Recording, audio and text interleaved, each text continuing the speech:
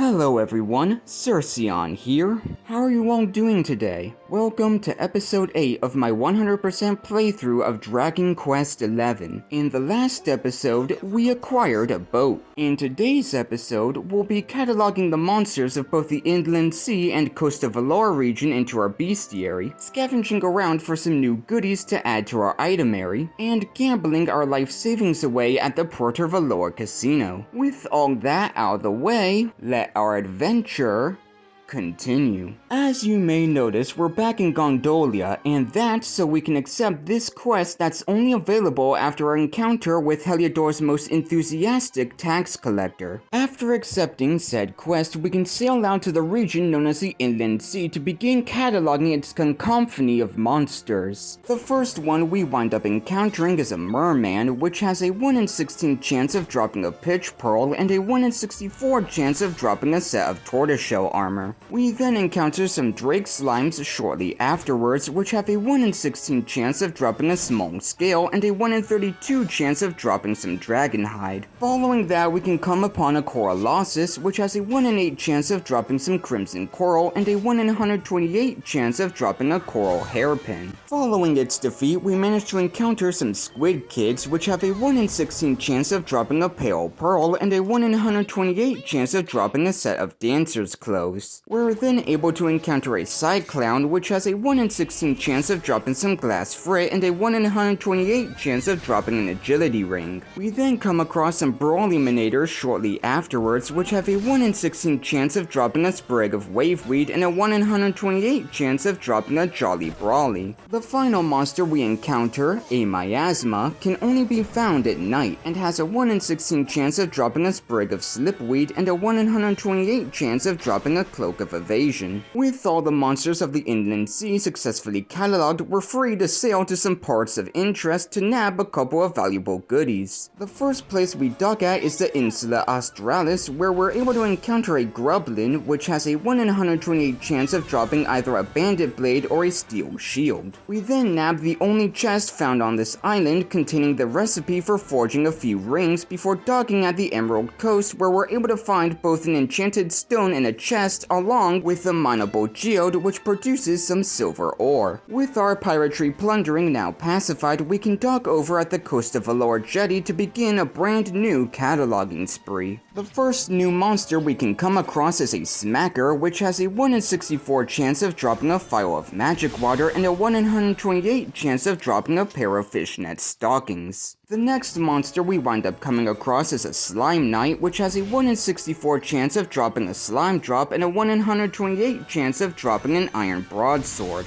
Along with said Slime Knights, we have a chance of encountering a Snooty Slime Knight, which has a 100% chance of dropping a prayer ring and a 1 in 8 chance of dropping an additional life ring. Following the Slime Knight's defeat, we're able to encounter some Bodkin Fletchers, which have a 1 in 16 chance of dropping a dose of strong antidote and a 1 in 64 chance of dropping a poison moth knife. The final two monsters can only be found at night, the first of which, a Grim Griffin, has a 1 in 8 chance of dropping a Twisted Talon and a 1 in 128 chance of dropping a Dracilian Grena. The second night-specific monster, a Kriller Killer, has a 1 in 8 chance of dropping a tiny tortoiseshell and a 1 in 128 chance of dropping a scorpion tail. With all of this region's monsters now cataloged in our bestiary, we can turn our attention towards collecting the goodies littered throughout it. The only collectibles worth noting are some crimson coral and maiden's favors found along the coastline, along with some sparkly sap, glimmer grass, and a silver ore vein found in the field just outside Puerto Valor. As for actual treasures, we can find both a coral hairpin and a suit of tortoiseshell armor along the coastline, along with a pitch pearl within the well near this area's campsite. With our plundering of this area outside Puerto Valor now complete, we can make our way into the city itself to ransack it of all its valuables. The only ones of note to us are the panacea found within a pot in the building adjacent to the church, and these three chests containing 1300 gold, a seed of Therapusis, and a pretty Betsy. We then deliver the letter from that woman in Gondolia to this chap before accepting the 2 side quests found within the area. The first side quest is easy enough to handle, however, the second one puts us against Robin Hood and his gang, which is a neat nod to his fight in Dragon Quest III. After beating the respectable reference and his lackeys, I go around turning in all the side quests, which nets us our 13th mini medal along with some forging recipes. I then decide to forge the Swindler's attire for Eric to unlock it as an outfit option before heading down to the casino to test my luck. My main goals here are to purchase all the casino specific items currently available to us and acquire as many of the slime quest and poker accolades I can before losing my sanity. We begin this endeavor by trading in our life savings for some casino tokens before heading over to this lady to learn which slime quest machine is currently rated in our favor and playing said machine to earn a handsome payout. By the end of the first day, I had acquired a respectable amount of accolades, which I continued doing halfway into day 2, when I not only acquired enough tokens to purchase both the platinum power sword and recipe for bunny girl gear, but also managed to acquire every single slime quest specific accolade. After that, I finally remembered there was a mini medal exchange here, so I turned in all my mini medals to get both a shield bearer trinket and a Hermes hat. I then ventured back into the casino to begin my tedious poker grind for more accolades and casino tokens. During this time, I managed to acquire several items through these treasure cards, which I'll list in the description to not rattle on item names for a minute straight. Once all that was said and done, I managed to come out with most of the poker accolades, sans the ones for winning 10 double or nothings in a row and getting the royal jelly flush. With my newfound earnings, I purchased the Staff of Sentencing, Harvester's Vest, Elevating Vest, and Spangled Dress from the casino shop, which were the only items tithed to this casino. But that's where I'll be leaving things for now. Our ending stats for today's episode are 86 monsters catalogued in our Bestiary, 52 accolades achieved, which I'll show here for those of you curious, and a still ever-expanding Itemary. If you made it to this point in the video, then thank you so much for watching. Take care,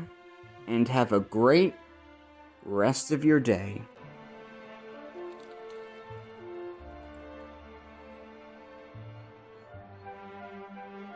It just goes on and on and on.